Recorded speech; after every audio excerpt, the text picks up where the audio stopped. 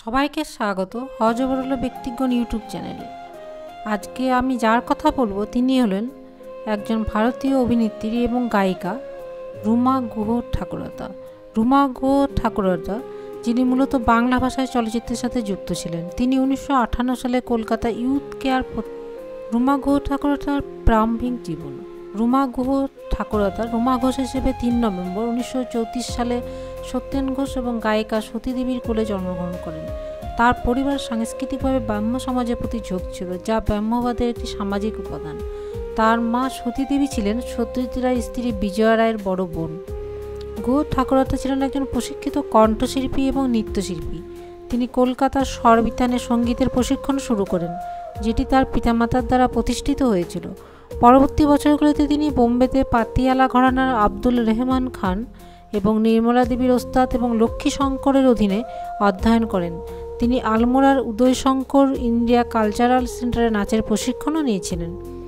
রুমা গুহ ঠাকুরতা তিনি 1951 সালে কিশোর কুমারকে বিয়ে করেন এবং এই বিবাহের মাধ্যমে একটি পুত্র অমিত কুমারের জন্ম হয়। অমিয় চক্রবর্তী জোয়ার ভাটা 1944 সালে চলচ্চিত্র অভিনয়ে আত্মপ্রকাশ করেন। এটি ছিল দিলীপ কুমারের প্রথম ছবি। রুমা ঘোষের চরিত্রে তার পরবর্তী ছবি ছিল নিতিন বোস, যার প্রথম কাজিন ছিলেন তার পিসি শ্বশুর। হিন্দিতে মশাল, যার বাংলা সংস্করণ ছিল সমর, যা বঙ্কিমচন্দ্র চট্টোপাধ্যায় উপন্যাস রজনী থেকে গৃহীত। তিনি একজন অন্ধ মেয়ে সরলা চরিত্রে অভিনয় করেছিলেন। তার বিবাহ বিচ্ছেদের পর রুমা সমরেশ বোসের উপনামমূলক কাল্ট উপন্যাস অবলম্বনে রাজেন তরফদারের গঙ্গায় অভিনয় করার জন্য কলকাতায় চলে আসেন। তিনি সন্ধ্যা রায়ের সাথে 2 নেতৃস্থানীয় মহিলার একজন হিসেবে অভিনয় করেছিলেন।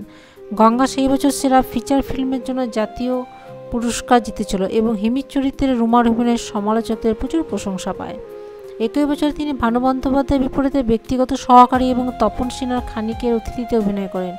1962 সালে বেনারসিতে তার চলচ্চিত্র জীবন পুনরুজ্জীবিত হয়, যা তার প্রযোজিত এবং তার স্বামী দ্বারা পরিচালিত হয়। এটি একটি গণিকাদের গল্প ছিল, যে মর্যাদা এবং সম্মানের জীবনযাপন করার চেষ্টা করে যখন তার শৈশবে প্রিয়তমা রতন তাকে তার ভয়ানক পরিবেশ থেকে দূরে নিয়ে যায়।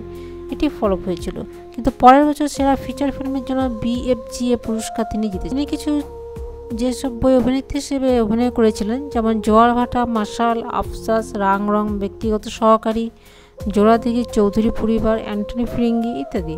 গায়ক, প্লেব্যাক গায়ক হিসেবে তিনি কিছু ছবিতে গানও করেছিলেন, যেমন লুকোচুরি, বর্ণালী, সোলাটক, টিনকুনিয়া, বাঘিনী। তিনি পুরস্কার পেয়েছিলেন BFGA পুরস্কার 1964 সালে 500 চরিত্র শ্রেষ্ঠ অভিনেত্রীর জন্য পলাতকে। তৃতীয় IFFI এ নির্জন সৈকতের জন্য IFFI শ্রেষ্ঠ অভিনেতা মহিলা পুরস্কার তিনি পেয়েছিলেন।